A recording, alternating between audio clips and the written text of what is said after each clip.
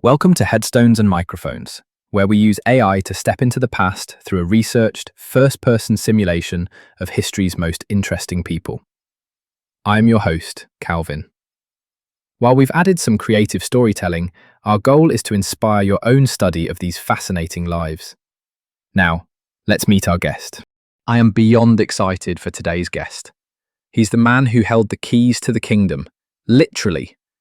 For those who may somehow not know who you are, who are you? I'm Roy Oliver Disney. Most folks know me as Walt's older brother, but I like to think of myself as the fellow who kept the wheels greased and the lights on while my brother was busy dreaming up mice and magic.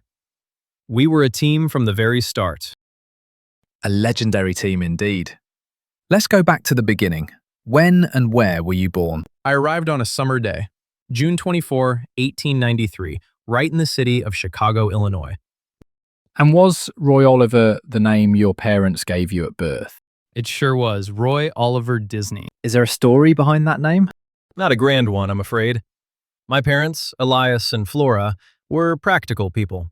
I think they just wanted something that sounded sturdy. Oliver was a family name, and it served me well for 78 years. Sturdy is the perfect word for it. What was your hometown like growing up? We moved around quite a bit. Chicago was busy, but my heart really belongs to Marceline, Missouri. We moved to a farm there when I was a boy. It was all orchards, green fields, and fresh air. It was a wonderful place to be a kid, though my father, Elias, was a very hard worker and expected the same from us.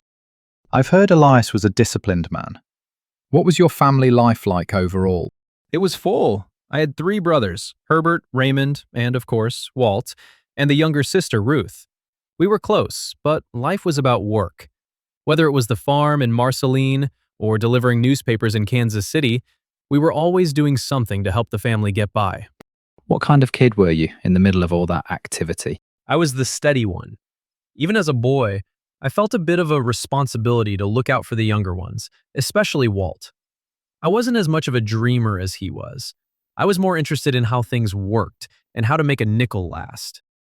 Every dreamer needs a partner like that. What were your biggest fears growing up? Honestly, seeing the family struggle. My father was a restless soul, always trying a new business or a new farm. I feared the uncertainty of it. I wanted to build something that would last, something that wouldn't just disappear if the wind changed. That makes a lot of sense given your career. What did you dream of becoming as a child? I actually liked the idea of banking or business. I liked the order of it. I didn't dream of being an artist. I dreamed of being the man who made the art possible. Did you have any favorite activities in school? I enjoyed my time at Manual Training High School in Kansas City. I liked anything practical. I wasn't much for the stage, but I liked the logic of math and the structure of history. What was your very first job?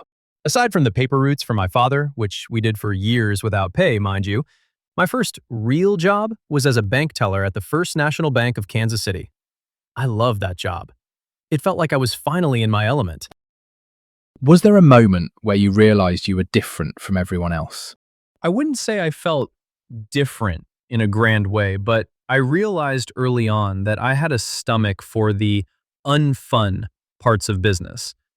While others wanted to be the face of things, I was perfectly happy in the background, making sure the bills were paid. What's a decision that changed everything for you that felt small at the time? Probably the day I told Walt I'd help him out with his little cartoon idea in California. I was recovering from tuberculosis in a veterans hospital at the time.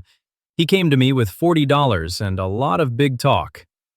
I had a little money saved up and I figured, why not? That small decision turned into the Disney Brothers studio. That leads perfectly into this. What was your biggest break? Getting the Alice comedies off the ground. We moved into a little office in the back of a real estate shop. It wasn't fancy, but it was our start. That, and later on, Snow White. Everyone called it Disney's Folly, but we bet everything on it. I bet the pressure was immense. What were your biggest struggles before success? Money.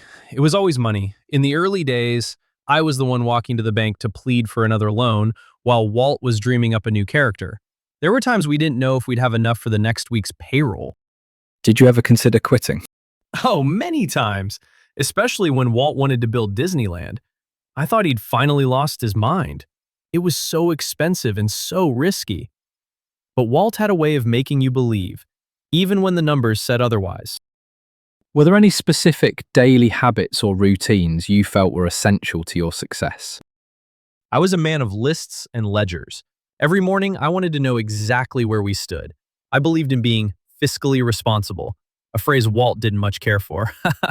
But that routine kept us afloat. What job would you have had if the Disney fame never happened? I probably would have stayed in banking. I might have ended up as a bank president somewhere in the Midwest, living a quiet, orderly life.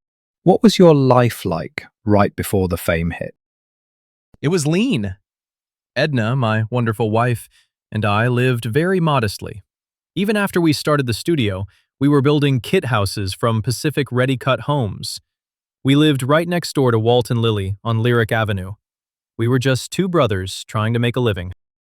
How did your relationships change after the success? Success puts a strain on things. Walt and I had some legendary arguments.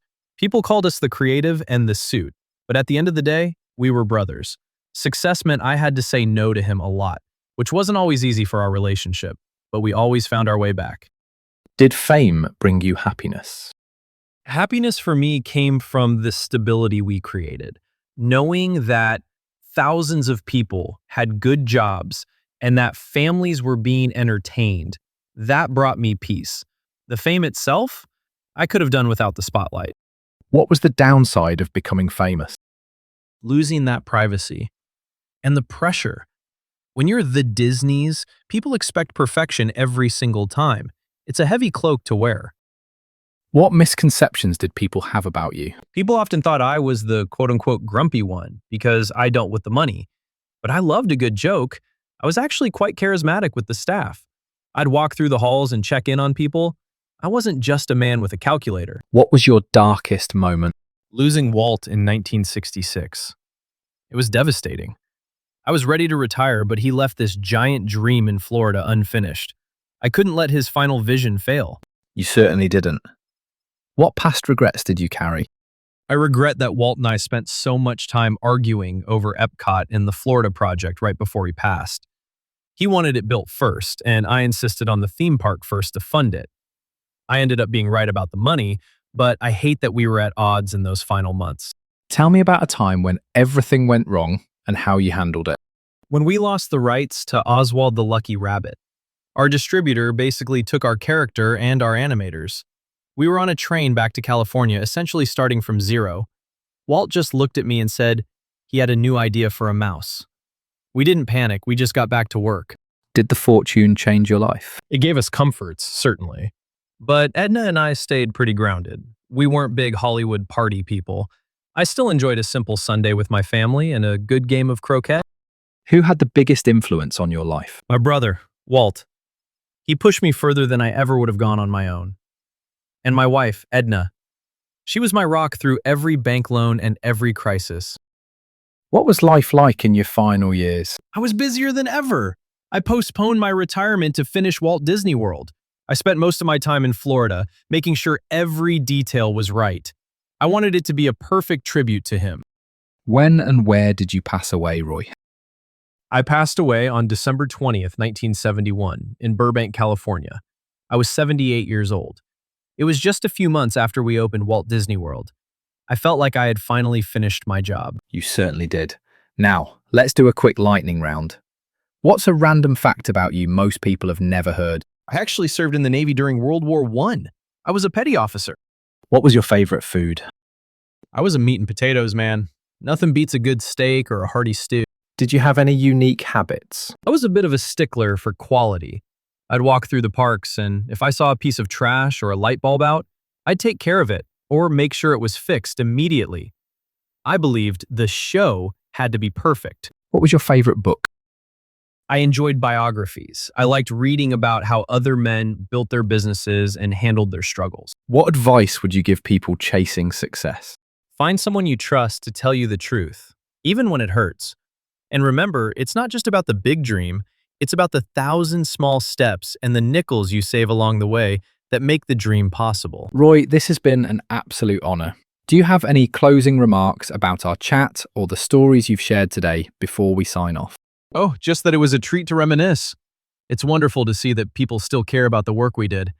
I hope folks remember that behind every castle and every cartoon, there was a lot of hard work and a lot of love. Thank you for having me, Calvin. It's been a real pleasure. And thank you, Roy, for everything you built. It's been incredible to hear the story of the man behind the magic. And that wraps up another conversation from Beyond the Grave. Thanks for joining us on the Headstones and Microphones podcast. Remember, legends may die, but their stories never do. Please help spread the word by sharing and following the pod.